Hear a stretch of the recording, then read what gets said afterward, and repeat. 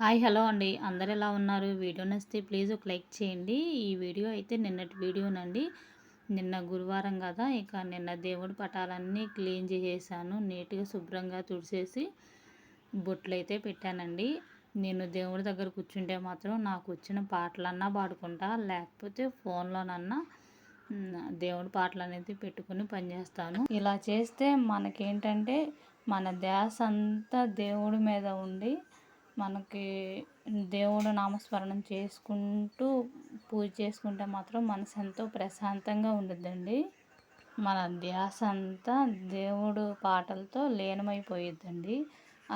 ఇలా చేస్తే మాత్రం అందుకని చెప్పి ఇక నేనైతే మాత్రం దేవుడి దగ్గర కూర్చున్నానంటే మాత్రం వాళ్ళే ఆటికి ఈటికి తిరగకుండా ఒకసారే దేవుడి సామానం కడిగేసి తర్వాత కావాల్సిన పూలు తమలపాకులు అన్నీ ఒకసారి తెచ్చి పెట్టుకున్న తర్వాతే ఇక దేవుడి దగ్గర అనేది కూర్చుంటానండి.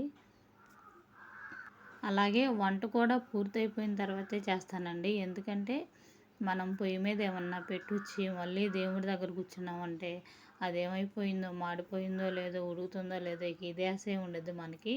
దేవుడి దగ్గర మనం స్థిరంగా ఉండము. అందుకని చెప్పి ముందు దేవుడికి సంబంధించినవి కూడా అన్నీ ఒకసారి తెచ్చి పెట్టుకుని అప్పుడు మనం దేవుడి దగ్గర కూర్చుని పూజ చేసుకుంటే మాత్రం దేవుడికి సంబంధించిన ఒత్తులు, కర్పూరం, గంధం పొడి డబ్బా, కుంకుమ, సింధూరం అవన్నీ ఒక బాక్స్లో అయితే పెట్టేశానండి. ఇక తర్వాత కొంచెమే గంధం ఉంది, నిండుగా ఉంది, నేనైతే చూసుకోలేదు.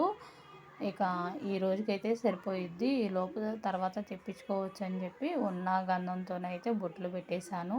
నేను గంధంతో బొట్లు పెట్టేటప్పుడు ఏంటంటే కొంచెం అంటే ఇంట్లో కొంచెం మంచి స్మెల్ కూడా వచ్చిద్దని ఒక్కొక్కసారి గంధంలో అయితే సెంటు కలిపేదాన్నండి. అంటే ఆ సెంటు బాటిల్ మళ్ళీ మనం వాడకుండా దేవుడి దగ్గరే పెట్టేసేసేదాన్ని.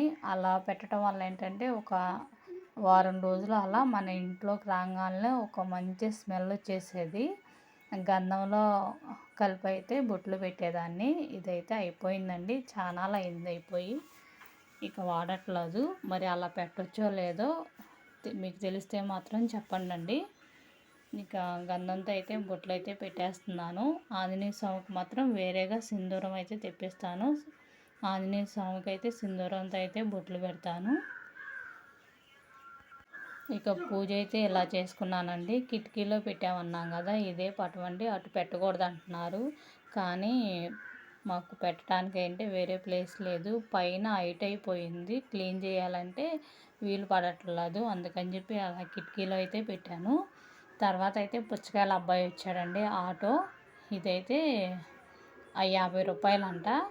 ఇక పుచ్చకాయ అయితే తీసుకున్నాను. పిల్లలకైతే ముందే కట్ చేసి ఓ గిన్నెలో పెట్టేశానండి. ఫ్రిడ్జ్లో పెట్టి తింటే మాత్రం అబ్బా చాలా అంటే చాలా కూల్గా ఉండిద్ది.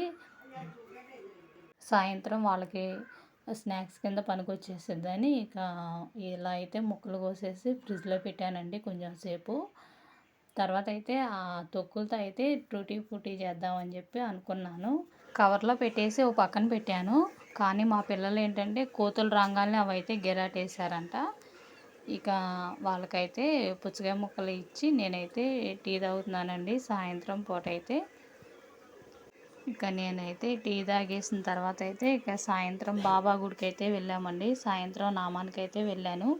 ఇక ఈరోజైతే ఫోన్ తీసుకెళ్ళాను వీడియో తీద్దామని. కానీ లైటింగ్ అంత వెలుతురుగా లేదండి. బాబావారి పాదాలు వీడియో తీద్దామనుకుంటే ఇలా అయితే వీడియో తీశాను.